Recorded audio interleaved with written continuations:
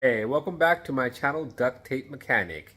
In this video, I'm going to show you how to fix a GE stacked washer dryer unit that's stuck on the rinse cycle with the rinse light flashing. So if you find this video to be helpful, make sure you subscribe to my channel for more DIY and tinkering videos. Right, so here is the laundry unit in question. It's a GE combination washer dryer unit, or a stacked washer dryer unit. This particular model is still sold at Home Depot and retails for around 1,400 bucks. And if you're really curious, that is the exact model number right there.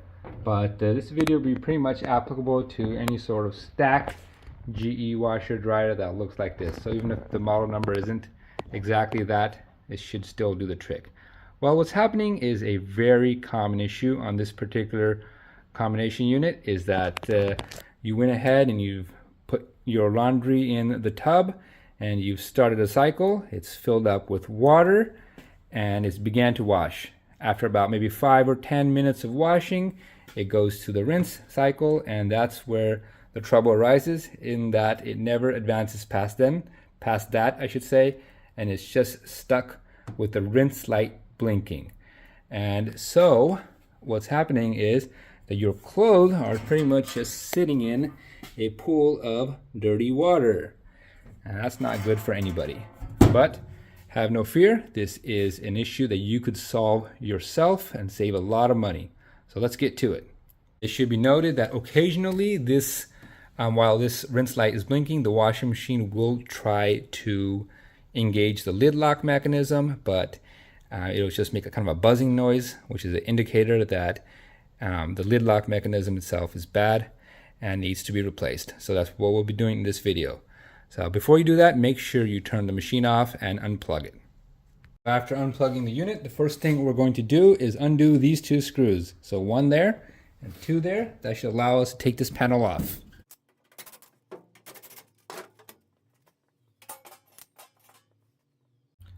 Okay, so after taking that cover off, we're going to remove this front panel. To do that, we're going to get a putty knife and go about 4 inches from the edge, so about maybe right here or so. And we're going to feel for a clip. And once we get the clip, we're just going to push it and pull on the front panel at the same time. It should just pop out. It may require a little bit of pulling and prying.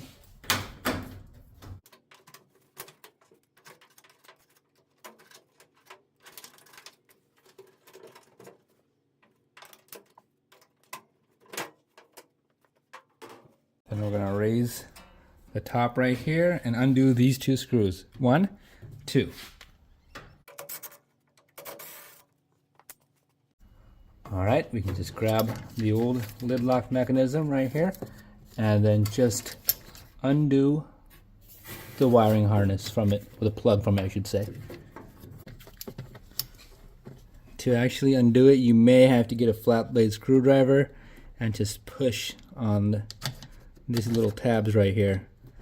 It may be right there. There we go. And out she comes. Alright, so here is the replacement lid lock mechanism. What I'm going to do is I'm going to link this part from the website that I got it from. It's the most reliable website that I use for appliance parts. So I'm going to link that, so it should pop up around now in the video. All you got to do is click on it, and within a couple of days you should have your lid lock mechanism and your machine repaired for less than half the cost of having somebody just come and look at it. That's not somebody come to fix it, that's somebody to come look at it. These days a lot of people charge over 100 bucks just to come look at this machine, if they work on this machine at all. But anyways, I will provide that as a pop-up in this video, and also as a link in the description as well. So here is the new one on my left and the broken one on the right, and a quick visual inspection.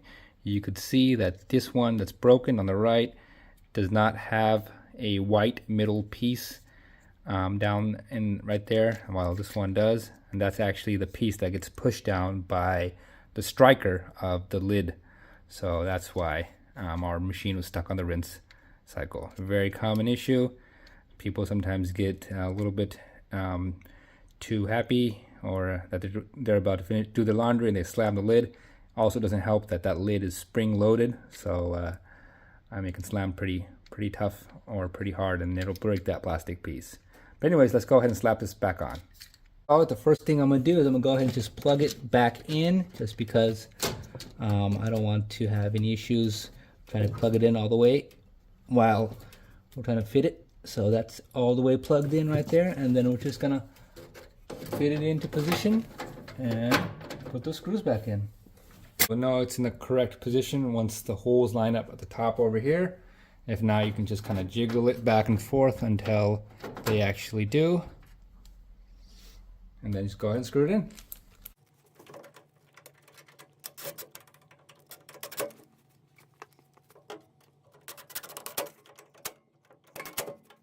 All right, so after that, we're going to take this front panel and install that.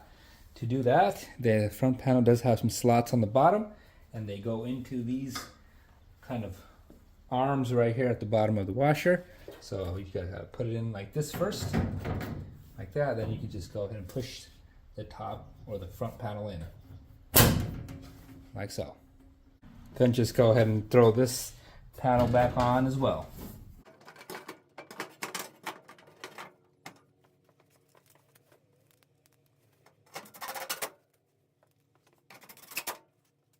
There you go. So I got this machine all hooked up once again. I just hit the start button, and basically it's come down to the rinse cycle once again. But as you could see, this time it is not flashing, and it has also turned on the lid lock.